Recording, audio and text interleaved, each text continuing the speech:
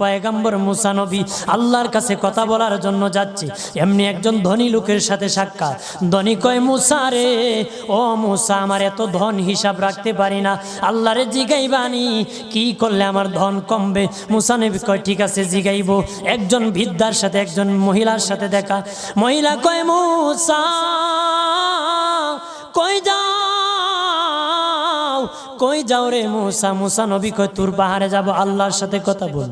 মুসা রে, আল্লাহরে জিগাইবানি, আমি গরিব মানুষ, আমি ভালো কিছু কিনতে পারি না, ছেলে মেয়েকে ভালো কিছু খাওয়াইতে পারি না, ভাঙ্গা ঘর, এত গরিব, ভালো করে ঘর বানাইতে পারি না, আল্লাহরে জিগাইবানি কি করলে আমার উন্নতি হবে, ধনী হব, টাকা পয়সা হবে, আল্লাহরে জিগাইবানি।